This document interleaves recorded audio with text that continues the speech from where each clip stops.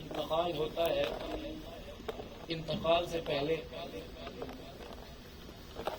تو ہم ان کو ایک گلاس پانی دینے کے لیے تیار نہیں ہیں، انتقال کے بعد سوچ رہے کہ 20 بھگونے میں پکوا دوں، انتقال کے بعد کے 20 بھگونے اتنے کام کے نہیں ہیں جتنا جب زندہ تھے تو ان کو ایک روٹی دے کر کے انہیں خوش کر دیتا تھا۔ تو جن کے والدین زندہ ہیں وہ اپنے والدین کی قدر کریں، یہ اللہ کی نعمت ہے، اللہ کی رحمت ہے۔ سرکار صلی اللہ تعالیٰ علیہ وسلم ارشاد فرماتے ہیں، حضرت ابو ذر غفاری رضی اللہ تعالیٰ عنہ سے مروی ہے، سرکار صلی اللہ تعالیٰ علیہ وسلم نے ارشاد فرمایا، رغم انفہ ثم رغم انفہ ثم رغم انفہ، سرکار فرماتے ہیں اس کی ناک گردآلود ہو، اس کی ناک گردآلود ہو، اس کی ناک گردآلود ہو۔ صحابہ کرام نے عرض کیا، یا رسول اللہ وہ کون ہے جس کی ناک گردآلود ہو؟ سرکار فرماتے ہیں وہ شخص جس نے اپنے والدین کو بڑھاپے کے عالم میں پایا اور ان کی خدمت کر کے اس نے جنت حاصل نہ کی۔ سمجھ گئے؟ والدین کی خدمت کا بہت بڑا، سرکار فرماتے ہیں ہما جنتوں کا ونار کا، وہ دونوں تیری جنت ہے اور تیری جہنم ہے، چاہے تو ان کی خدمت کر کے جنت حاصل کر لے، چاہے جو ہے ان کی نافرمانی کر کے جہنم میں داخل ہو جائے۔ اب آخری لمحات میں اس پر گفتگو کروں گا۔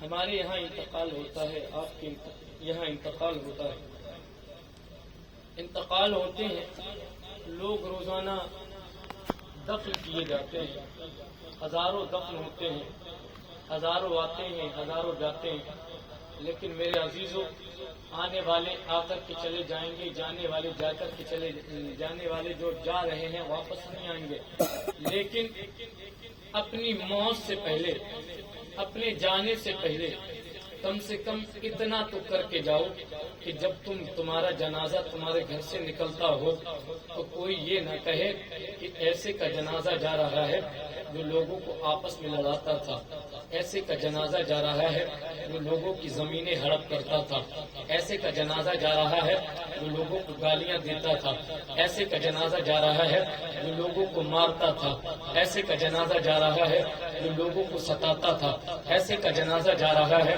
جو ماں باپ پہ ظلم کرتا تھا، ایسے کا جنازہ جا رہا ہے جو لوگوں کی زمینیں غصب کرتا تھا، ایسے کا جنازہ جا رہا ہے جو بے نمازی تھا، ایسے کا جنازہ جا رہا ہے جو شرابی تھا، ایسے کا جنازہ جا رہا ہے جو ہے زناکار تھا، ایسے کا جنازہ جا رہا ہے جو سود خور تھا، ایسے کا جنازہ جا رہا ہے جو بدعمالیاں کرنے والا تھا۔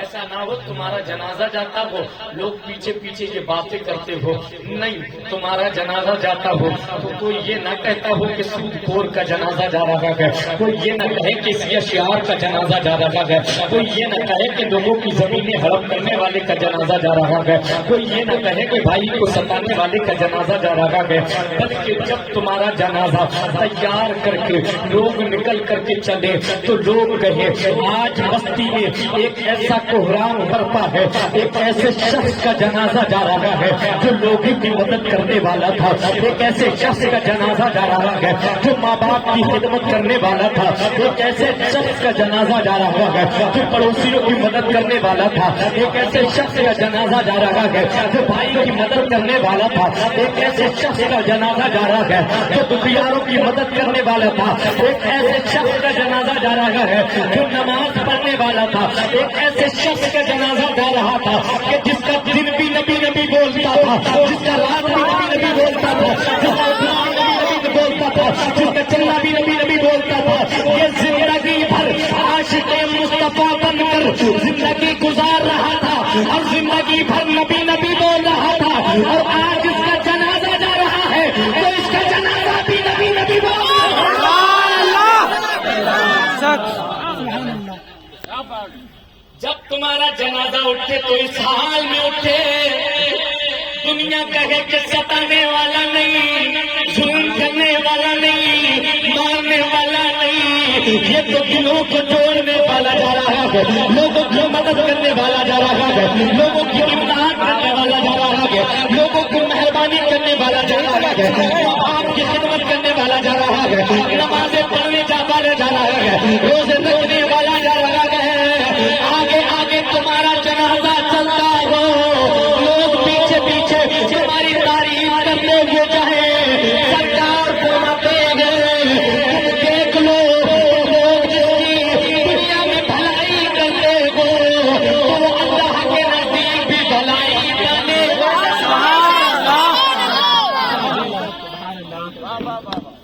اللہ کے نزدیک بھی بھلائی پانے والا ہے۔ اب اگر جس کا انتقال ہوتا ہے وہ اگر سرکار کا عاشق ہے، سرکار سے محبت کرنے والا ہے، سرکار سے پیار کرنے والا ہے، سرکار سے عشق کرنے والا ہے، اس کا انتقال ہو گیا ہے، اس کا بھائی رو رہا ہے، اس کی بہن رو رہی ہے، اس کی ماں رو رہی ہے، اس کا عزیز رو رہا ہے، اس کے بچے رو رہے گے، لیکن دیوانہ روتا ہوا نہیں جا رہا ہے، دیوانہ تو مسکراتا ہوا جا رہا ہے، مسکراتا ہوا جا رہا ہے۔ جب یہ پیدا ہوا دنیا میں آیا تو روتا ہوا آیا، جب یہ پیدا ہوا ہے تو روتا ہوا پیدا ہوا ہے، لیکن جب پیدا ہوا ہے تو باپ خوش ہے، ماں خوش ہے، بہن خوش ہے، عزیز خوش ہے، رشتہ دار خوش ہے، بھائی خوش ہے، پورے محلے میں مٹھائیاں تقسیم کی جا رہی ہیں، لیکن جب یہ آیا تھا تو محلے میں مٹھائیاں تقسیم کی جا رہی تھی، لیکن جب یہ دیوانہ مصطفیٰ اس دنیا سے چلنے لگا ہے تو بھائی بھی آنسو بہا رہا ہے، عزیز بھی آنسو بہا رہا ہے، ماں بھی آنسو بہا رہی ہے، بچے بھی رو رہے ہیں، بیوی بھی رو رہی ہے، دنیا اس کے لیے رو رہی ہے، لیکن اگر یہ جانے والا عاشق مصطفیٰ ہے تو یہ مسکراتا ہوا جا میں نے پوچھا ہے دیوانے دنیا تیرے لیے رو رہی ہے، تو مسکراتا ہوا کیوں جا رہا ہے؟ آج تیری عظمتوں کا عالم الگ ہے، آج تجھے نیا کفن پہنایا گیا، نئے کپڑے سے تجھے کفن دیا گیا ہے، آج تیرے جسم میں خوشبو لگائی گئی ہے۔ دنیا میں اگرچہ کسی کو پیر میں چپل بھی نصیب نہ ہو، زندگی بھر کوئی پیدل چلتا رہا ہو، کسی کو سواری بھی نصیب نہ ہوئی ہو، کسی کو سائیکل بھی نصیب نہ ہوئی ہو، لیکن جب اس کا انتقال ہو جاتا ہے تو حال یہ ہے کہ لوگ اسے اپنے کاندھوں پہ اٹھا کر چلے جا رہے ہیں، اور ایک آدمی نہیں لے جا رہا ہے، کبھی یہ کاندھا بدلتا ہے، کبھی وہ کاندھا بدلتا ہے، کبھی وہ کاندھا بدلتا ہے، کبھی وہ کاندھا بدلتا ہے، لوگ اپنے کاندھے پہ اٹھا کر اسے لے کر کے چلتے ہیں، لے جا کر کے ایک جگہ رکھ دیں گے، اس کے بعد نماز جنازہ پڑھنے کا نمبر آتا ہے، اس کے جنازے کو آگے رکھ دیا گیا ہے، امام پیچھے گئے، متقی پیچھے گئے، پرہیزگار پیچھے گئے، عالم پیچھے گئے، حافظ پیچھے گئے، مفتی پیچھے گئے، دانشور پیچھے گئے، الباب نظر پیچھے گئے، اس کا باپ پیچھے گئے، اس کا بھائی پیچھے گئے، اس کے رشتے دار پیچھے گئے، عہدیدار پیچھے گئے، پردھان پیچھے گئے، سارے بڑے بڑے رتبے والے بھی پیچھے کھڑے ہوئے گئے، لیکن یہ امام سے بھی آگے گئے، امام سے بھی آگے گئے۔ میں نے پوچھا آ جانے والے ذرا یہ بتا تیری ان عظمتوں کا سبب کیا ہے؟ تیرا لباس آج اجلا کیوں ہے؟ تجھے لوگوں نے خوشبو لگا کر کے کیوں رکھا گیا؟ آج تجھے نیا غسل کیوں دیا گیا ہے؟ آج تجھے نیا کپڑا کیوں پہنایا گیا ہے؟ آج لوگ تجھے کاندھے پہ سوار کر کے کیوں چلیں گے؟ آج تو آگے آگے کیوں جا رہا ہے؟ ذرا یہ بتا دے ان عظمتوں کا سبب کیا ہے؟ ان بلندیوں کا سبب کیا ہے؟ ان برگزیدگیوں کا سبب کیا ہے؟ دیوانہ بیان کرتا ہے، پوچھنا چاہتے ہو میری عظمتوں کا سبب کیا ہے؟ میری بلندیوں کا سبب کیا ہے؟ میری برگزیدگیوں کا سبب کیا ہے؟ تو سنو یہ مجھے لے جائیں گے، لے جانے کے بعد مجھے قبر میں اتاریں گے، قبر میں اتارنے کے بعد تختے لگا دیں گے، تختے لگانے کے بعد مٹی ڈال دیں گے، مٹی ڈالنے کے بعد یہ واپس آ جائیں گے، اور جب واپس ہوں گے اس کے بعد قبر میں دو فرشتے آئیں گے، وہ دو فرشتے سوال کریں گے۔ پہلا سوال کیا جائے گا من ربوں کا، تیرا رب کون ہے؟ دوسرا سوال کیا جائے گا ما دینوں کا، تو تیرا دین کیا ہے؟ اس کے بعد تیسرا سوال کیا جائے گا، ما كنت تقول بحق هذا الرجل، اس شخص کے بارے میں دنیا میں کیا کہتا تھا؟ دنیا میں کیا کہتا تھا؟ دیوانہ کہے گا اے فرشتوں پوچھنا چاہتے ہو میں دنیا میں ان کے بارے میں کیا کہتا تھا؟ دیوانہ کہتا تھا میں صبح ہوتی ہوئی تو تمنا کرتا تھا یا رسول اللہ میرا دیدار کرا دے، یا میرے سرکار ہمیں مدینے بلا لے، اے میرے سرکار ہمیں اپنا دیدار کرا دے۔ ہر صبح یہی تمنا لے کر میں اپنی زندگی گزار رہا تھا، مدینے کا دیدار ہو جائے، مدینے کا دیدار ہو جائے، مدینے کا دیدار ہو جائے۔ اور ہر رات میں یہ تمنا لے کر کے سوتا تھا کہ یا الہی آج کی شب مجھے جلوے سرکار دکھا دے، یا الہی آج کی شب جلوے ربی۔ اے پروردگار میں تمنا کرتا تھا اے رب کریم آج کی رات مجھے سرکار کا دیدار کرا دے، آج کی رات مجھے سرکار کا دیدار کرا دے، آج کی رات مجھے سرکار کا دیدار کرا دے۔ زندگی بھر یہی تمنا کرتا رہا، یہی تمنا کرتا رہا، لیکن غربت کی وجہ سے، مفلسی کی وجہ سے نہ تو مدینے جا سکا نہ سرکار کا دیدار کر سکا۔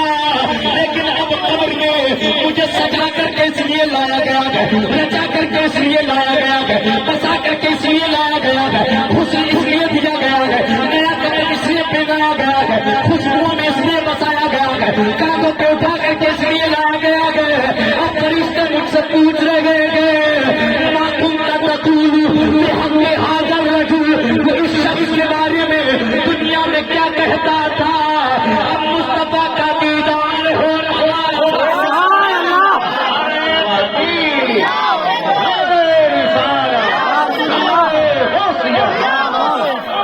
مجھے سجا کر رچا کر خوشبوؤں میں بسا کر اس لیے لایا گیا ہے کہ مجھے قبر میں مصطفیٰ کا دیدار ہونے تو اب کوڑے نہ سمائے قبر میرا تھی، اب کوڑے نہ سمائے قبر میرا سی، جس کے جوڑا ہے اس گل سے ملاقات۔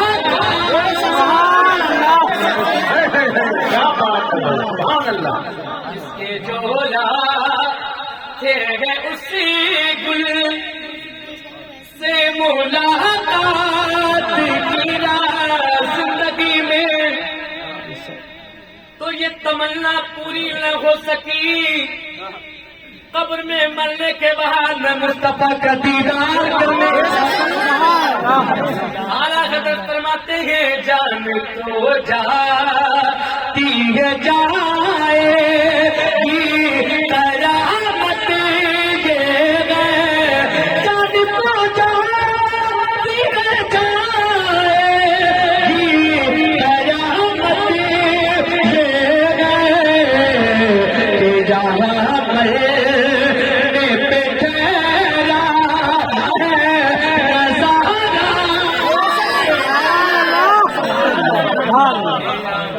مرنے پہ ٹھہرا ہے نظارہ تیرا، سنتا ہی نہیں ماضی میں والا تیرا، قبر میں مصطفیٰ کا دیدار ہو رہا ہے، عاشق مچل گیا ہے، مصطفیٰ کے قدموں سے لپٹ گیا ہے، مصطفیٰ کے قدموں میں مچل گیا ہے، کہہ رہا ہے بدر الدجا یہی تو ہے، شمس الضحیٰ یہی تو ہے، نور الہدیٰ یہی تو ہے، کافی ذرا یہی تو ہے، انیس الغریبین یہی تو ہے، راحت العاشقین یہی تو ہے۔ ارے فرشتے پوچھتے کیا ہو، زندگی بھر انہیں کے دیدار کی تو تمنا میرے دل میں مچل لگی تھی، وہ تو شکریہ ہے اس بات کا جس نے مجھے محبوب سے ملا دیا۔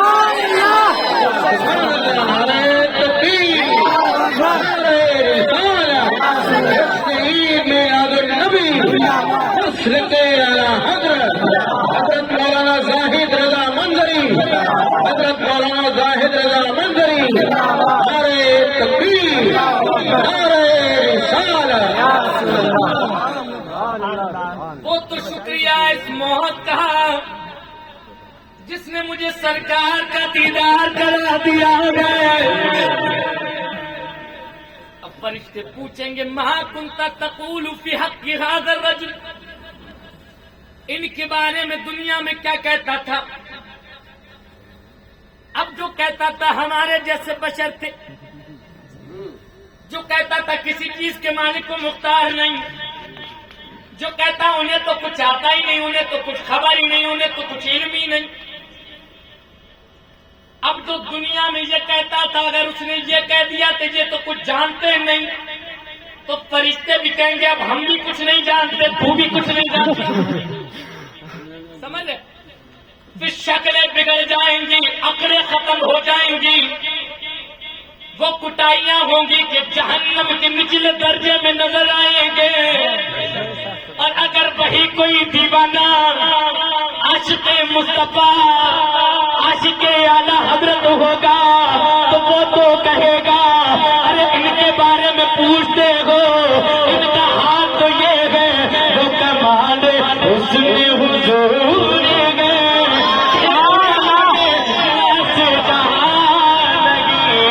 یہی پھول خار سے دور ہے، یہی شمع ہے کہ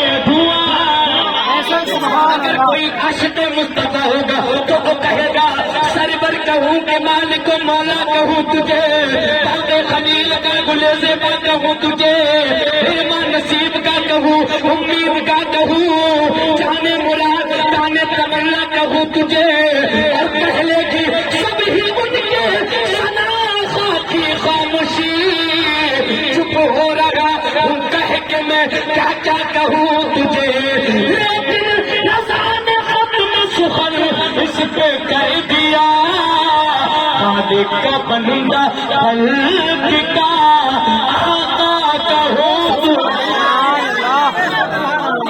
ہوگا تو کہے گا لمیات نظیروں کبھی نظر مثلے تو لشن کا جا جانا، جگرات کو تاج ترے سر کو ہے تجھ کو شہد و سرا جانا، البحر والا بل موجود تغا من بے کس توفا ہو شروع مجدار میں ہوں بگڑی ہے ربا موری نہیں پار لگا۔ مفتی اعظم ہند نے تو کمال کر دیا، مفتی اعظم ہند ارشاد فرماتے ہیں، آپ فرماتے ہیں جب ہم قبر میں جائیں گے نا اور فرشتے پوچھیں گے بتاؤ کس کی امت ہو، تو مفتی اعظم ہند ارشاد فرماتے ہیں بسی ہے جب سے وہ تصویر راتوں میں سمٹ سیا یہ پسیلے بغار راتوں میں، اب فرشتے پوچھتے کیوں ہو یہ کس کی ہوں میں تو، لو دیکھ لو ہے یہ تصویر یہ یار لو دیکھ لو ہے یہ تصویر یار راتوں میں، مصطفیٰ کا جلوہ نگاہوں کے سامنے گئے، دیوانہ مچلا ہوا گئے اور عرض کر رہا گئے کعبے کے بدرو دجا تم پہ کرو رو درود اے بکے شمس و ضحیٰ تم پہ کرو رو درود شب جذبہ تم پہ کرو رو درود دعوے جملہ بلا تم پہ کرو تم پہ کرو رو دعوے جملہ بلا، اشافیوں نافی ہو تم کافیوں با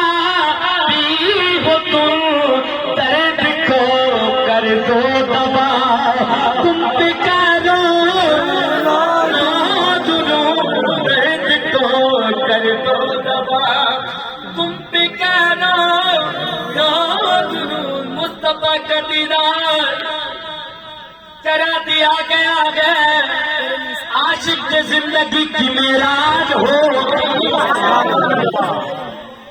समझ रहे?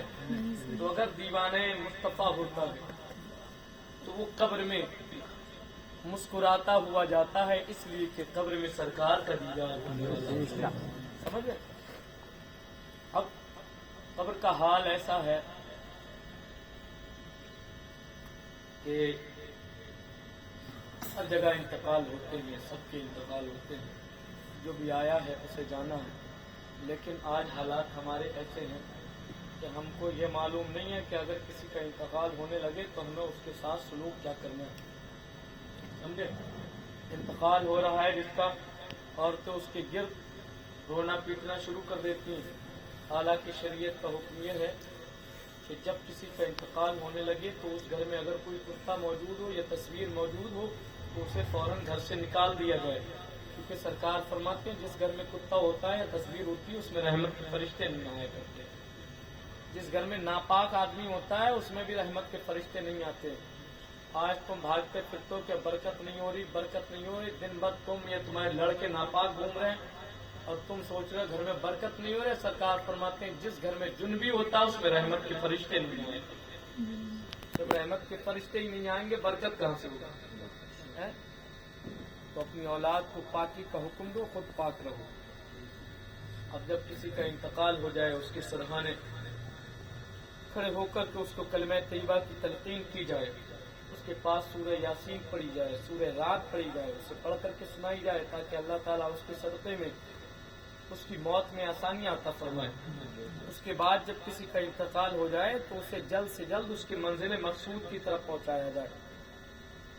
ऐसा ना हो कि इंतकाल हो गया, जनाजा रखा हुआ है, फुला लड़का मुंबई से आ रहा, 3 दिन लगेंगे और हमने जनाजे में जो है उस मैयत में बर्फ लगा के रखा है। इस इंतजार में कि फुला लड़का आ जाए तो नमाजे जनाजा, वो आने वाला है, उठा के खड़ा कर देगा, क्या कर देगी? अरे क्या कर देगा? आने वाला खाली मुंह देख लेगा बस। और आजकल तो हालात ये है कि आने वाले भी जो आ रहे हैं वो भी नमाजे जनाजा नहीं कर रहे, दूर बैठे हैं साहब। आए घर से चले आए, कहाँ जा रहे हैं? फुला का इंतकाल हो गया। घर से आने के बाद उन्हें न मैयत से कुछ लेना देना, न घर वालों से लेना देना, दरवाजे पे बैठ के इलेक्शन लड़ा रहे। कभी इसकी बुराई कर रही है, कभी उसकी बुराई कर रही है, कभी इसका इलेक्शन, कभी उसका इलेक्शन, कभी यहाँ की बातें, कभी यहाँ की बातें। आकर के मैयत के दरवाजे पे इलेक्शन लड़ाने वालों, आओ मैं तुम्हें बताऊं तुम्हारे आने का मकसद क्या था। तुम्हारे आने का मकसद न बिरयानी खाना था, तुम्हारे आने का मकसद न इलेक्शन लड़ाना था, तुम्हारे आने का मकसद न दुनियादारी की बातें करना था, तुम्हारे आने का मकसद न इधर उधर की बुराई करना था। मैं तुझे बताऊं तेरे आने का मकसद क्या था। तेरे आने का मकसद ये था कि तू अपने घर से निकलता इस तमन्ना के साथ कि मैं जा रहा हूँ दुरूद पाक पढ़ता हुआ, कलिमा तैयबा पढ़ता हुआ, आयत करीमा पढ़ता हुआ, अलहम्दु शरीफ पढ़ता हुआ, कुल अल्लाह शरीफ पढ़ता हुआ, तुझे जो कुछ याद होता पढ़ता हुआ आता। जब मैयत के दरवाजे पे आता बैठता कलिमा पढ़ता रहता, बैठता दुरूद पाक पढ़ता रहता, बैठता अलहम्दु शरीफ पढ़ता रहता, बैठता कुल अल्लाह शरीफ पढ़ता रहता। जो कुछ तुझे याद होता वो पढ़ता रहता। किसी की ग़ीबत नहीं करता, किसी की बुराई नहीं करता, किसी का इलेक्शन नहीं लड़ाता, किसी की भलाई की बातें नहीं करता, किसी की बुराई की बातें नहीं करता। इधर तू बैठ कर कलमा तैयबा पढ़ता, बैठ करके दुरूद पाक पढ़ता, बैठ करके अलहम्दु शरीफ पढ़ता। इधर तू पढ़ पढ़ करके इसाले सवाब करता रहता। इधर तेरे नामे अमाल में नेकियों का इजाफा होता रहता। उधर मैयत की बख्शिश होती है।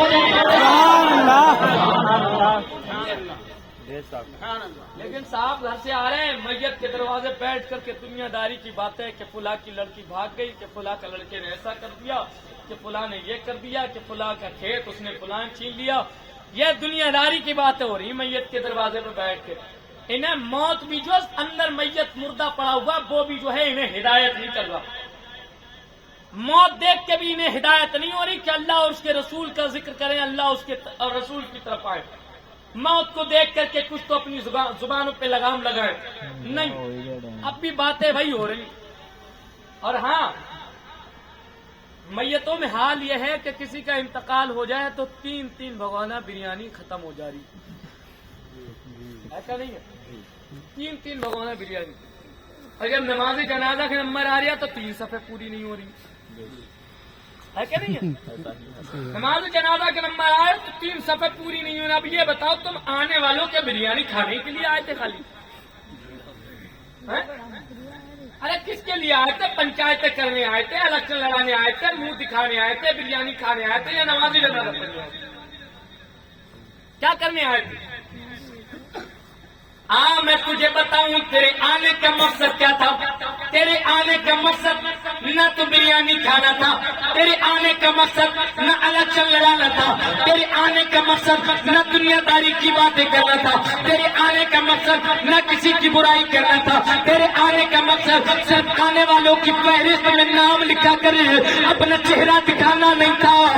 میں تجھے بتاؤں تیرے آنے کا مقصد کیا تھا؟ مشکاہ شریف کی حدیث پاک ہے، میرے سرکار ارشاد فرماتے جب کسی کا انتقال ہو تو اس کے لیے اگر مسلمانوں کی ایک جماعت جمع ہو کر اس میں نماز جنازہ پڑھے اور اس کے لیے دعائیں مغفرت کرے، سرکار فرماتے ہیں اللہ تعالیٰ ان کی دعا کو اس کے حق میں قبول فرماتا گئے اور اللہ تعالیٰ میت کی بخشش فرما دیا کرتا۔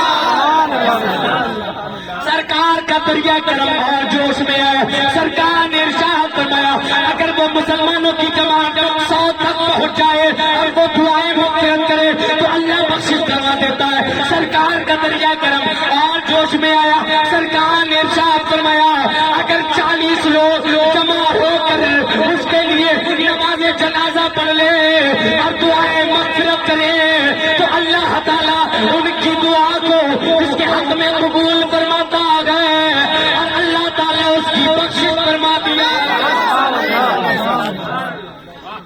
تمہارے آنے کا مقصد تو نماز جنازہ پڑھنا تھا، تمہارے آنے کا مقصد کوئی اور نہیں تھا۔ ایسا نہیں تھا کہ خالی منہ دکھائے اور چلے گئے، ہاں ایسا فلاں صاحب آئے تھے ہمارے یہاں، نہ یہ کہ بریانی کھائی اور چلے گئے۔ تمہارے آنے کا مقصد نماز جنازہ پڑھنا تھا، لیکن حالات اتنے خراب ہیں حضرت، گھر سے چلے آتے ہیں اور کہتے ہیں جلدی جلدی ناپاک ہی چلے آتے۔ بتاؤ جنازوں میں بھی ناپاک چلا رہا تو کب پاک ہو گئی؟ کہہ رہے جلدی جلدی میں ناپاک چلے آئے، کپڑوں پہ چھینٹے آ گئے، وجہ یہ ہے کہ یہ نماز جنازہ پڑھنے نہیں آیا، یہ خالی منہ دکھانے آیا۔ اللہ کی قسم 10-5 جنازوں میں ان رشتہ داروں سے پکڑ کر کے نماز جنازہ پڑھواؤ، یا تو یہ رشتہ دار آنا بند ہو جائیں گے یا سب نماز جنازہ پڑھنا سمجھ رہے؟ 10-5 جنازوں میں گھیر کے ہے، چچا آؤ ذرا نماز پڑھو، پھوپھا تم بھی آؤ، خالو تم بھی آؤ بھیا تم بھی آؤ، سب کو پکڑ کے لے جا کے نماز جنازہ پڑھواؤ۔ 2-4 جنازوں میں پڑھواؤ گے اس کے بعد محلہ چھوڑ دیں گے، اور جو 3 بھگونے بریانی ختم ہو جا رہی ہے یہ بند ہو جائے گی۔ سب جتنے بھی آئیں گے صرف نماز جنازہ پڑھنے والے ہی جائیں گے، یہ جو تم منہ دکھانے کے لیے چلے آئے ان کا آنا بند ہو جا رہا ہے، سمجھ رہے؟ اللہ ہدایت دے ہماری قوم کو۔ اور حالات حضرت اتنے خراب ہیں، پہلے کا زمانہ یہ تھا، جو پرانے لوگ ہیں جانتے ہیں، گاؤں دیہات میں کسی کا انتقال ہو جاتا تھا تو جس کے یہاں انتقال ہو جاتا تو اس کے یہاں کوئی روٹی بننے والی چیز تھی، اس کے یہاں کوئی کھانا بنتا جس کے یہاں میت رکھی ہوئی ہوتی، تو پڑوسی بیچارے یہ مہربانی کرتے تھے کہ اپنے یہاں سے کچھ کھانا پکا کے لے جاتے تھے تاکہ اس کے جو گھریلو مہمان ہیں جنہوں نے کچھ کھایا نہیں ہے انہیں کھلاتے تھے، اور وہ شخص جس کا بھائی مر گیا، جس کا عزیز مل گیا، جس کی ماں مر گئی، جس کا پیارا مر گیا، اس کے حلق سے کہاں نوالا اترنے والا۔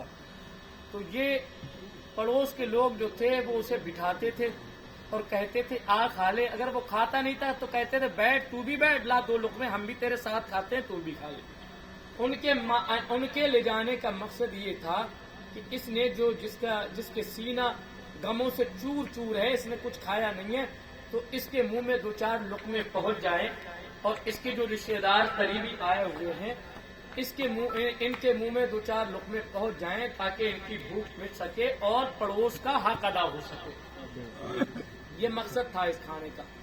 اب حال یہ ہے کہ وہ جس کے یہاں انتقال ہوا اس کا تو کھانا کھلانا بہت دور کی بات، اب وہ پکڑ کے کھلا رہا ہے، چچا آؤ ذرا کھانا کھا کے لے لو، پھوپھا آؤ، ارے کہاں جا رہا کھانا، ادھر جنازہ دفن کر کے آیا، ادھر وہ غریب سب کو پکڑ کے کھانا کھلایا۔ کتنے بڑے ظلم کی بات ہے، کتنے بڑے ظلم کی بات ہے۔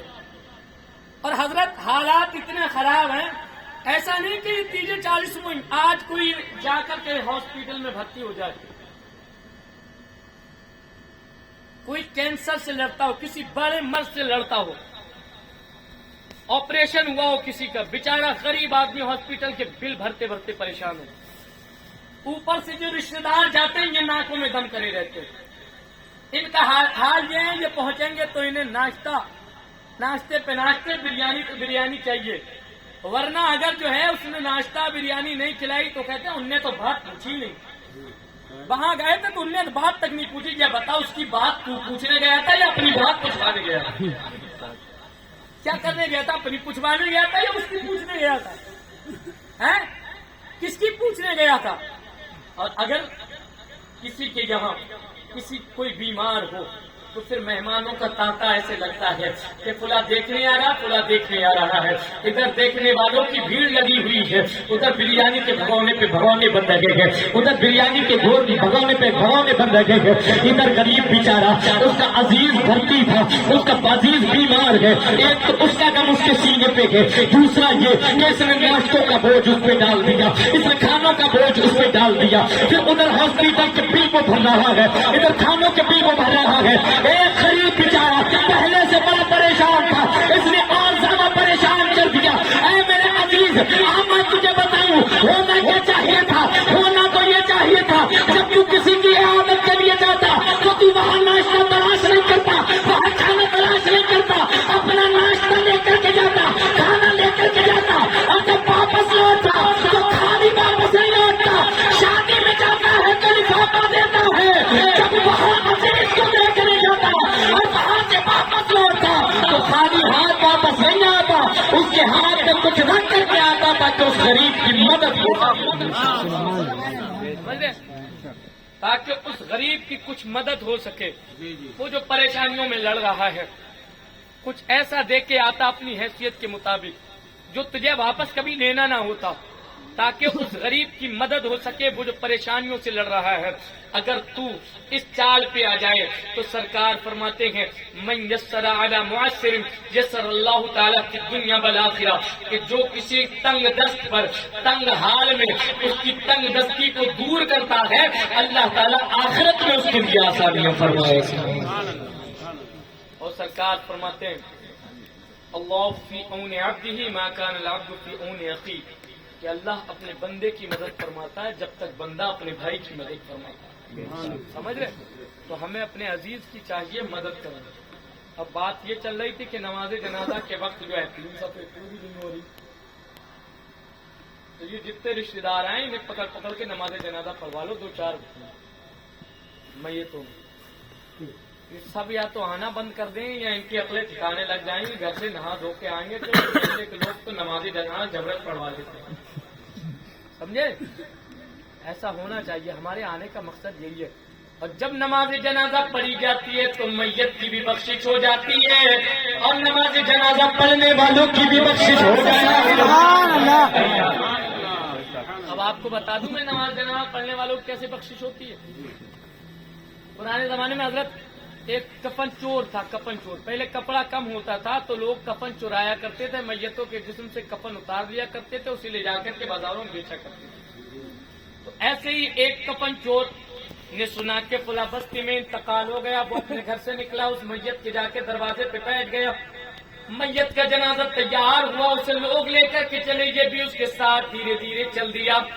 اب ایک جگہ پر لے جا کر کے لوگوں نے میت کو رکھا اور صفیں بنا لی، اور صفیں بنائی تو پہلے ایسا نہیں تھا کہ رشتے دار دور کھڑے رہے، ایسا نہیں تھا کہ چاہنے والے دور کھڑے رہے، جتنے بھی ہوں سب کو نماز جنازہ پڑھنا، سمجھے؟ اب جیسے ہی یہ باری آئی کہ نماز جنازہ پڑھنی ہے تو سب لوگ نماز جنازہ پڑھنے کے لیے سب لوگوں نے صف بنائی، ساتھ میں اس چور بھی صف میں شامل ہو گیا۔ اب جب چور صف میں شامل ہو گیا اس نے بھی نماز جنازہ پڑھ لی۔ اب لوگ میت کو لے کر کے چلے اور لے جا کر کے انہوں نے دفن کیا۔ اور جب دفن کیا، دفن کر کے واپس ہونے لگے تو یہ تو اس طاق میں گیا تھا کہ دیکھوں میت دفن کہاں ہو رہی ہے، اس نے وہاں اپنی ایک علامت، اپنی پہچان چھوڑ دی اور واپس آ گیا۔ اب جب واپس آیا، رات کا وقت ہوا، رات کی تاریکی نے اپنی چادر ڈالی، جب اندھیرا چاروں طرف پھیل گیا، اس نے اپنا اوزار لیا، اپنا پھوڑا لیا اور لے کر کے پہنچ گیا اسی قبرستان میں، اور اپنی بتائی ہوئی علامت کے ذریعے سے اس نے اس قبر کو پہچانا۔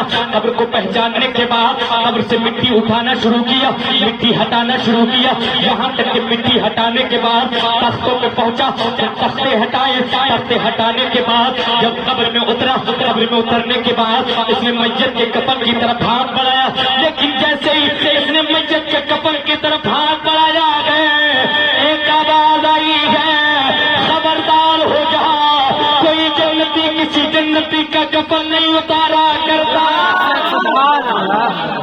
کوئی جنتی کسی جنتی کا کفن نہیں اتارا کرتا ہے۔ یہ قبر سے باہر نکل آیا، اس میں خوف و ہراس طاری ہو گیا، لیکن تھوڑی دیر کے بعد پھر سے قبر میں داخل ہوا اور پھر اس نے کفن کی طرف ہاتھ بڑھایا، پھر یہی آواز آئی، کوئی جنتی کسی جنتی کا کفن نہیں اتارا کرتا ہے۔ اس نے پوچھا، اے آواز دینے والے، اے ندا دینے والے، اے پکارنے والے، ذرا یہ مجھے بتا، یہ میت تو نیک ہوگی، یہ میت تو نماز پڑھنے والی ہوگی، یہ میت تو روزہ رکھنے والی ہوگی، یہ میت تو صدقات کرنے والی ہوگی، یہ میت تو خیرات کرنے والی ہوگی، یہ جنتی ہو سکتی ہے، لیکن میں جنتی کیسے ہو سکتا ہوں؟ ایک مدت سے میں کفن کی چوری کر رہا ہوں، میں چور ہوں، ایک مدت سے سیاہ شعاری کر رہا ہوں، ایک مدت سے نافرمانی کر رہا ہوں، ایک مدت سے پروردگار کی نافرمانی کر رہا ہوں، میں چور ہوں، سیاہ شعار ہوں، گناہگار ہوں، بدکار ہوں، میں جنتی کیسے ہو سکتا ہوں؟ آواز آئی، پوچھنا چاہتا ہے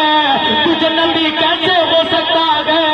تو سن لے، جب اس میت کا جنازہ چلا تھا تو اس کے پیچھے پیچھے ساتھ چلا تھا، تو لوگوں نے سب بنائی تھی، تو بھی سب میں شامل ہو گیا تھا، تو نماز جنازہ پڑھی گئی تھی، تو نے بھی نماز جنازہ پڑھی تھی، اور جس نے اس کی نماز جنازہ پڑھی ہے، پروردگار نے اس میت کو بھی بخش دیا ہے، نماز جنازہ پڑھنے والوں کو بھی بخش دیا ہے، تو یہ میت بھی جنتی ہے، اور اس کی جنازہ پڑھنے کی وجہ سے پروردگار نے تیرا بھی نام جنتیوں میں لکھ دیا، تیرا بھی نام جنتیوں میں لکھ دیا ہے۔ تو پروردگار نے اس میت کی جنازہ پڑھنے کی بنیاد پر تیرے گناہوں کو معاف کر کے تجھے بھی جنتی بنا دیا۔ سمجھ رہے؟ اب اس واقعے کے بعد تو امید ہے کہ آپ نماز جنازہ پڑھیں گے، کیونکہ نماز جنازہ جب پڑھی جاتی ہے تو اگر میت نیک ہوتی ہے تو پڑھنے والوں کی بخشش ہو جاتی ہے، اور پڑھنے والوں میں کوئی نیک ہوتا ہے تو اس کے صدقے میں میت اور پڑھنے والوں سب کی بخشش ہو جاتی ہے۔ تو نماز جنازہ پڑھے کرو۔ آج حالات بڑے خراب ہیں، والدین کے ساتھ اچھا سلوک نہیں کیا جا رہا، والدین کو سب سے زیادہ ستایا جا رہا ہے۔ ایک بات میں بتاؤں، توجہ سے سنو، آج حالات یہ ہیں کہ دوست ہم سے خوش ہیں، رشتے دار ہم سے خوش ہیں، محلے والے ہم سے خوش ہیں، لیکن حالات یہ ہیں کہ ہمارے ماں باپ ہم سے خوش نہیں۔ سمجھ رہے؟ اس کی وجہ کیا ہے؟ سرکار فرماتے ہیں قرب قیامت ایسا زمانہ آ جائے گا، لوگ اپنے دوستوں سے وفا کریں گے، ماں باپ کی نافرمانی کریں گے، دوستوں سے وفا کریں گے، ماں باپ سے بے وفائی کریں گے، ماں باپ کو ستایا جائے گا، مرد اپنے عورت کی اطاعت کرے گا، ماں کی نافرمانی کرے گا۔ آج ہم اپنے زمانے پہ نظر ڈالتے ہیں تو آدمی دوستوں کا وفادار ہے، بیوی کا وفادار ہے، لیکن ماں باپ کا نافرمان ہے، ماں باپ سے بے وفائی کرتا ہوا نظر آ رہا ہے۔ سمجھ رہے؟ ماں باپ سے بے وفائی کرتا ہوا نظر آ رہا ہے، لیکن اللہ کی قسم سرکار صلی اللہ تعالیٰ علیہ وسلم ارشاد فرماتے ہیں، تقریر میں ختم کر رہا ہوں، آخری جملے ذرا توجہ سے سنیں۔ سرکار فرماتے ہیں اللہ تعالیٰ 3 لوگوں کی دعائیں رد نہیں فرماتا ہے، 3 لوگوں کی دعائیں پروردگار رد نہیں فرماتا۔ سرکار فرماتے پہلا مسافر، اللہ تعالیٰ مسافر کی دعا رد نہیں فرماتا. سرکار فرماتے دوسرا مظلوم، پروردگار مظلوم کی دعا رد نہیں فرماتا ہے. کسی پہ ظلم کرنے سے پہلے 1000 مرتبہ سوچ لیا کرو، کیونکہ جس کا کوئی نہیں ہوتا اس کا پروردگار ہوا ہے. دل سے جو آہ نکلتی ہے اثر رکھتی ہے، پر نہیں قوت پرواز مگر رکھتی ہے. ادھر دل سے دھواں نکلتا ہے، ادھر پروردگار کی بارگاہ مقبول ہو جاتا ہے. سرکار فرماتے ہیں تیسرا، میرے سرکار نے ارشاد فرمایا اگر ماں باپ اپنے اولاد کے حق میں بددعا فرماتے ہیں تو پروردگار اس بددعا کو کبھی رد نہیں فرمایا کرتا ہے. اگر جو ہے والدین اپنی اولاد کے لیے بددعا کریں تو پروردگار اسے کبھی رد نہیں فرماتا. ماں باپ کی دعا بھی بڑی قبول ہوتی ہے، ان کی بددعا اس سے زیادہ قبول ہوتی ہے. سمجھ گئے؟ اپنے ماں باپ کو ستانے سے بچو، ان کی نافرمانیوں سے بچو. نہ جانے کون سا ایسا وقت ہو کہ ان کے منہ سے بددعا نکل جائے تمہارا بیڑا غرق ہو جائے. سمجھ گئے؟ پھر دنیا کا کوئی جو ہے بڑے سے بڑا مولوی تمہیں تعویذ دے کر کے بچا نہیں سکتا ہے اگر ماں کی بددعا لگ گئی. ابھی چند دن کا واقعہ ہے، زیادہ دن نہیں گزرے، 3-4 سال پہلے لاک ڈاؤن لگا تھا، اسی کے قریب کا ایک واقعہ ہے مراد آباد کی سرزمین کا. میں آپ کو بتاؤں، ایک نوجوان کا انتقال ہوا، اور جب اس کا انتقال ہوا برسات کے اس وقت دن چل رہے تھے، اسے لوگوں نے لے جا کر کے ایک قبر میں دفن کیا. جب اسے قبر میں دفن کیا اس وقت برسات کے دن چل رہے تھے، صبح کو دیکھا اس کی لاش اس کی قبر سے باہر پڑی ہوئی. لوگ سمجھے کہ شاید کسی جانور نے اسے اکھیڑ کر کے باہر پھینک دیا. اب قبر میں پانی بھر گیا تھا، لوگوں نے اسے دوسری قبر میں دفنایا. دوسرے دن دیکھا تو پھر اس کی لاش اس کی قبر سے باہر پڑی ہوئی. لوگوں نے پھر اسے تیسری قبر میں دفنایا. تیسرے دن دیکھا تو پھر اس کی قبر سے اس کی لاش باہر پڑی ہوئی ہے. اب لوگوں میں تبصرے ہونے شروع ہو گئے. کسی نے کہا بڑا گناہگار تھا، بڑا شیار تھا، کسی نے کہا جواری تھا، کسی نے کہا شرابی تھا، کسی نے کہا عورتوں سے ناجائز تعلقات تھے، کسی نے کہا لوگوں کو گالیاں دیتا تھا، کسی نے کہا لوگوں پہ ظلم کرتا تھا، کسی نے کہا تھا کہ فلاں گناہ کرتا تھا، فلاں گناہ کرتا تھا. ایک بڑے میاں نے بڑی پتے کی بات بتائی. انہوں نے کہا اے لوگوں تم پوچھنا چاہتے ہو اس کی وجہ کیا ہے، پوچھنا چاہتے ہو اس کا سبب کیا ہے، پوچھنا چاہتے ہو اس کی وجہ کیا ہے. میں تمہیں بتاؤں اس کا سبب کیا ہے، اس کی وجہ کیا ہے کہ اس کو اس کی قبر نے قبول نہیں کیا ہے. 3 قبر اس کے لیے بنائی گئی ہے، لیکن کسی قبر میں اس کا جنازہ رکھا نہیں گیا ہے. میں بتاؤں جب اس کی جوانی کے عالم تھے، یہ جوانی کے نشے میں کماتا تھا، شراب پیتا تھا، اور شراب پی کر کے اپنے گھر آتا تھا، اور جب اپنے گھر آتا تھا تو اپنی ماں کو گالیاں دیا کرتا تھا، اپنی ماں کو ستایا کرتا تھا، اپنی ماں پہ ظلم کیا کرتا تھا. اور جب اس کی ماں اس سے پیسے مانگتی تھی تو اپنی ماں کو گالیاں دیا کرتا تھا. اور جب اس کی ماں کا دل دکھتا تھا، اس کی ماں روتی تھی اور اس کی ماں کہتی تھی دیکھ تو مجھے ستاتا ہے، دیکھ تو مجھ پہ ظلم کرتا ہے، دیکھ تو مجھے ستاتا ہے، میرے دل کو ستاتا ہے. اے میرے بچے مجھے نہ ستایا کر، مجھے ظلم نہ کیا کر.